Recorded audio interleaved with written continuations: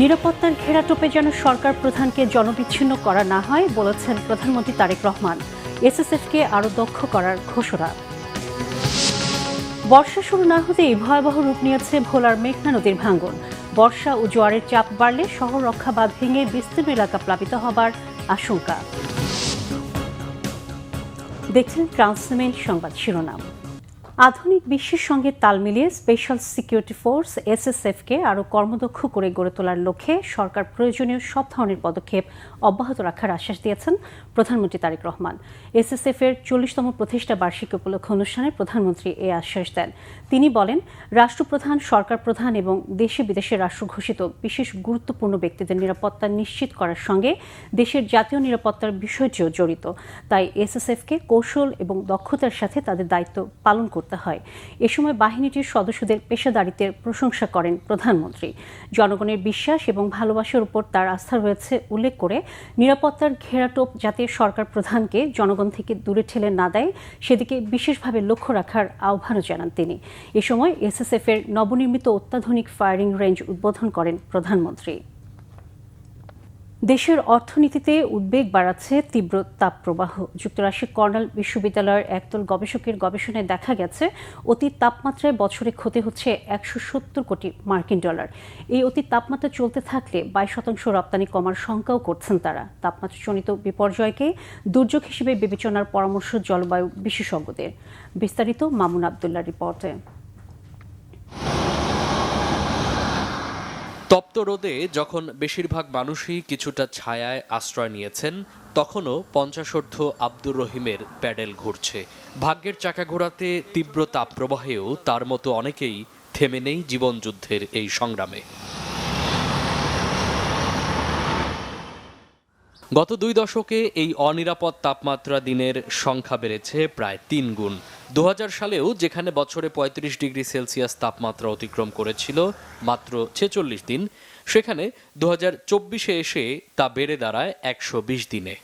High বা heavy industry যে জোনগুলো রয়েছে বা মাঝারি ইন্ডাস্ট্রি জোনগুলো রয়েছে, এগুলোর কিন্তু দেখা গেছে যে পরিমাণ ধোঁয়া নির্গত হয়, এই ধোঁয়াটা আপনার অটোমেটিকলি আপনার ওজোন স্তরকে হোল করে ফেলে। আর ওজোন স্তর যখনই হোল হয় তখন ডিরেক্টলি সূর্যের যে আলট্রাভায়োলেট রেট আছে ডিরেক্টলি মাটিতে পড়ে। এখন দেখা যাচ্ছে যে সময় তাপমাত্রা কমার কথা সেই সময় কি তাপমাত্রা বেশি। এটা হচ্ছে লোকাল যেমন একটা ইম্প্যাক্ট রয়েছে, এর সাথে গ্লোবাল যে ওয়েদার ডমিনেট করে যে এল নিলো, এটার একটা ইম্প্যাক্ট রয়েছে।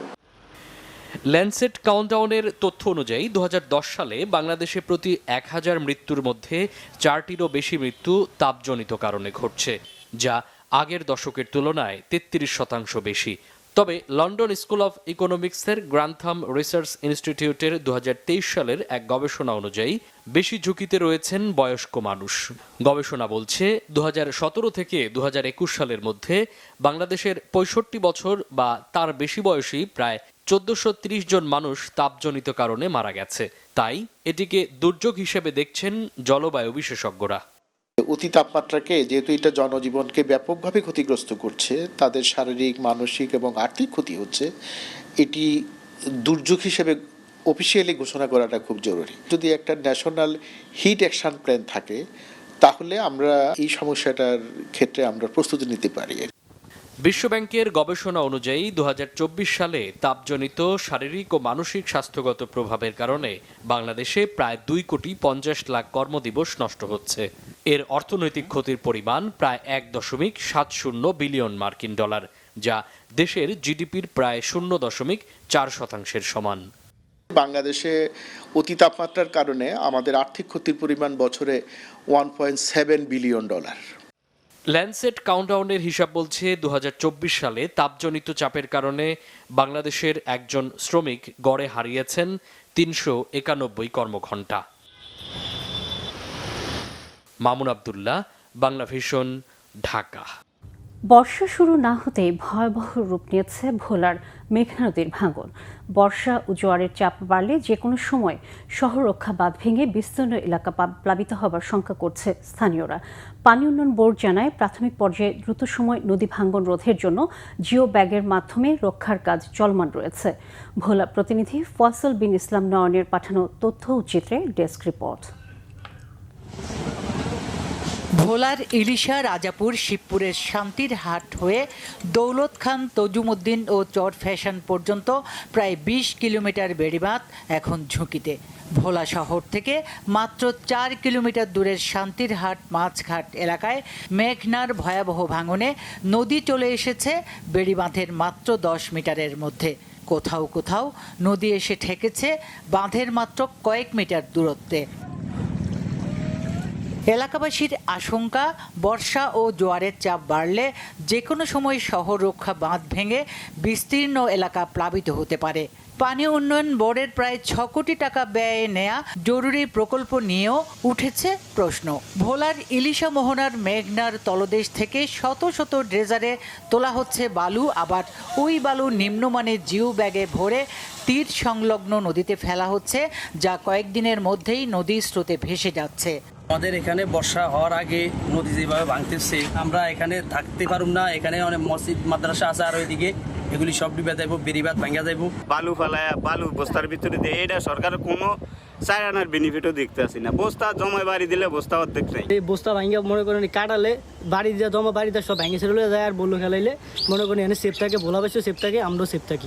যদি নদী রাস্তার লগে আয়া পড়ে তো রাস্তা সুদ্ধা যাইলে বর্ষার মধ্যে ভোলার শহরও পানি যাবে, আর আমাদের ঘরবাড়িও থাকবে না।